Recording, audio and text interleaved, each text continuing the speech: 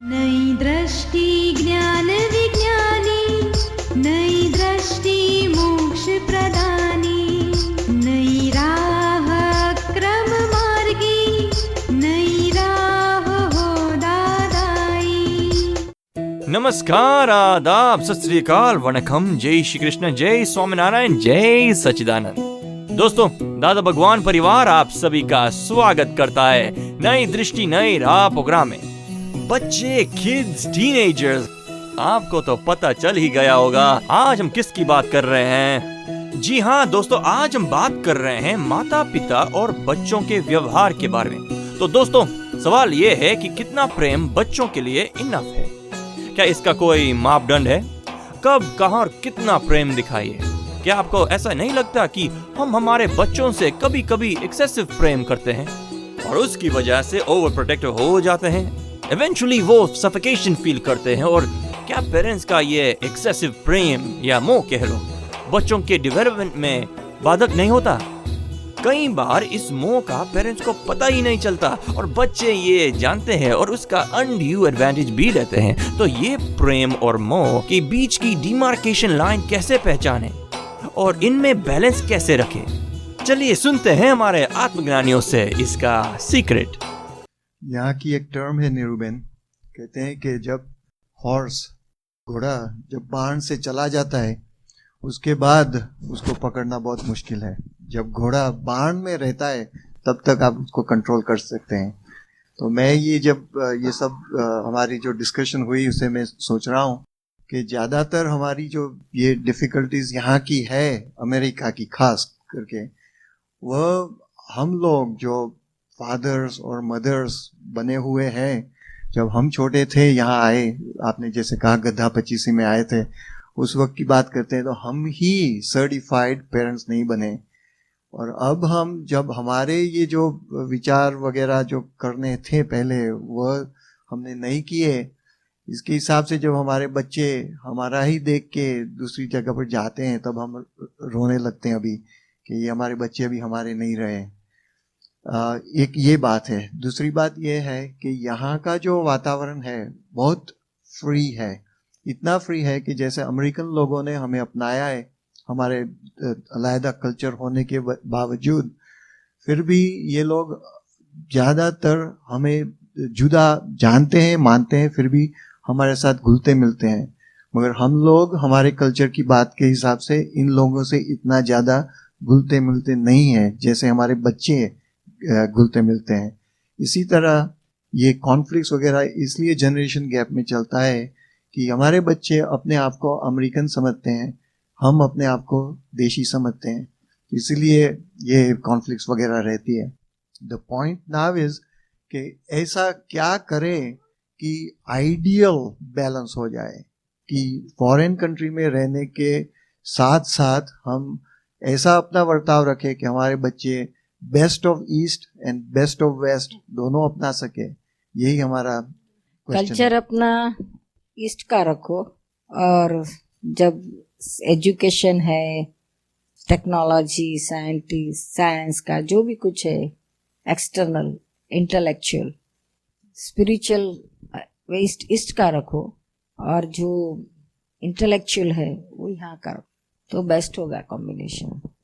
और वो तो है ही। अब जब जो इंडिया से जो who are born and brought up in India और फिर यहाँ आए हैं, उनके लिए अपना कल्चर भूलना मुश्किल है।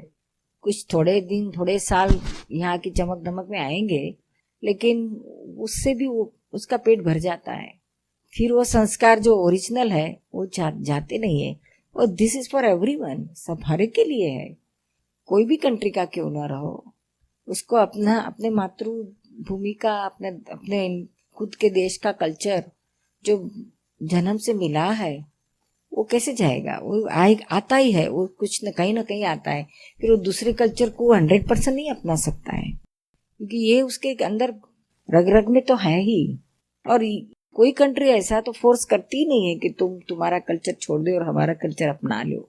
नहीं हिंदुस्तान में है, ना यहाँ पर है, या और कहीं है। अपना कल्चर रखो, कोई ना नहीं बोलता है। इंटरनली रखो, और बाहर का व्यवहार है वो व्यवहार आप अच्छी तरह से करो, बातें करो, हिलमिल जुलो, जो भी आपका व्यवहार आता है करो। हाँ, कल्चर आप मिक्स ना करो तो ऐसा कुछ नहीं है कि आप करो ही ऐसा, वो किसी का इस पे फोर्स नहीं होता है। कल्चर यानी इंटरनल चीज है, इट्स नॉट बाहर का एक्सटर्नल कोई चीज। आप सुन रहे हैं नई दृष्टि नई राह। किड्स, बच्चे, ये सुनते ही कौन सी बात हमारे मन में आती है? चिल्लाना। जी हाँ दोस्तों, तो इस व्यवहार का कारण क्या हो सकता है? Excessive expectations. क्या हम अपने बच्चों से बहुत ज्यादा एक्सपेक्ट करते हैं? तो ये माता पिता के एक्सपेक्टेशन का हमारे बच्चों पे क्या असर पड़ता होगा? चलिए सुनते हैं हमारे नेक्स्ट सेगमेंट में। ज़्यादातर हमारे जो प्रॉब्लम्स अपने बच्चों के साथ होते हैं, ये हमारी उनके पर जो ममता है कि मैं जो कर रहा था और मैंने जो गलतियां की है वो मेरे बच्चे ये गलतियां ना करें, इस हिसाब से हम उनको ये जो उनके जो सर्कमस्टांसेस आते हैं उसमें हम दखल करते हैं एक तरह से, और उनको वहां से टालने की ट्राई करते हैं।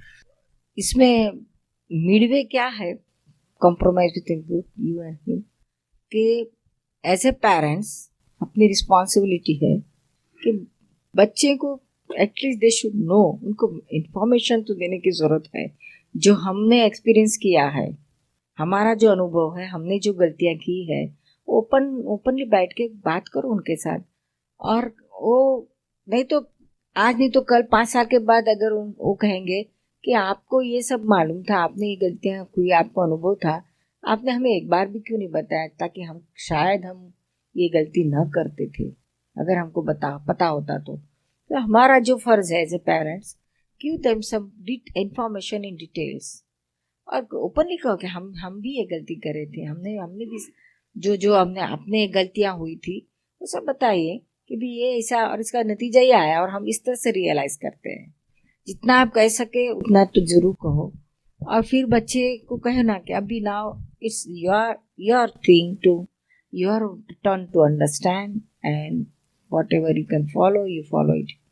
एंड हमारा कोई आग्रह नहीं है, लेकिन हमारा फर्ज है कि आपको हम बताते हैं, दैट्स इट। और जब जरूरत पड़े, जब वो पूछने आए, कहने आए, तो अपना जो अनुभव है वो अनुभव तो बताना जरूर है, क्योंकि हमारा अनुभव कहता है कि ये चीज़ राइट है और ये चीज़ रॉन्ग है। आपको जो सिलेक्ट करना है दैट्स अप टू यू। हमारा अनुभव हम ये बताते हैं, आग्रह के बगैर कहो तो जरूर बहुत उनको भी कुछ पेरेंट्स की ओर से भी कुछ इंफॉर्मेशन मिलेगी, नहीं तो वो बिल्कुल ब्लैंक रहेंगे, तो वो भी नहीं होना चाहिए। बैलेंस रखने का है। इसका मतलब ये निरुबेन कि अगर बच्चे हमसे न पूछे फिर भी हम एज अ पेरेंट अपनी फर्ज के मुताबिक इतना बता दें ताकि बाद में वो ऐसा हम उसको बिगाड़ने का निमित्त न बने, सुधारने का निमित्त बने। निमित्त भाव से ही उसको बताना चाहिए। या जब उनकी जैसी जैसी एज आती है, उस एज के हिसाब से उनकी जो जरूरत है वो जरूरत के मुताबिक आपने उसको, ये भी एक प्रकार का एजुकेशन ही है, फर्ज भी है और ये भी है, संस्कार है, शिक्षण है, सब कुछ है, ये भी देना जरूरी है। माँ का रोल हो तो माँ दे, फादर का रोल हो तो फादर, जिसका जो रोल हो जहाँ हो वो उसका रोल पूरा करना चाहिए। कॉलेज ऑफ कंटिन्यूइंग लर्निंग, या दिस इज लर्निंग है, mistakes and learn and mistake, ये कंटिन्यूस साइकिल चलता ही है। ऐसा आप एक्सपेक्टेशंस भी मत रखो कि आप जितना कहोगे उतना वो समझ जाएंगे और उतना वो कर भी डालेंगे और फिर मिस्टेक नहीं करेंगे, ऐसा भी नहीं है। होगी भी, जैसे इन्होंने बताया सर, मिस्टेक करेंगे तो थोड़ी आज नहीं तो कल दे विल रियलाइज इट, और होता है, क्योंकि इतने तो जरूर स्मार्ट है यहाँ ये लोग बच्चे, उनको रियलाइज होता है कि ये मिस्टेक हमने की। मिस्टेक कई ऐसा कब रियलाइज, जब उनको सफरिंग आता है, उसका कुछ अनुभव होता है, तब डेफिनेटली रियलाइज कर। हमें कहने आए या ना आए उसकी जरूरत नहीं है, लेकिन उनको रियलाइज हो, दैट्स मोर देन इनफ, और वही जरूरत है, कहने से उनको रियलाइज नहीं होगा। Then understand. निरुबेन, आप ठीक कह रही है।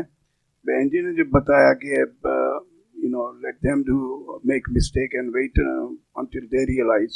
Why to wait that they make mistake? Like you said, information तो उनको होनी चाहिए, फिर जो वो करे और mistake हो जाए, that is different thing. But they have to know that this is not good thing you are doing. Once they know, and if even after knowing it, if they want to do it, that's their choice. थोड़ा break आएगा उनका, अगर उनके पास कुछ information रही तो, नहीं रही तो फिर नो ब्रेक।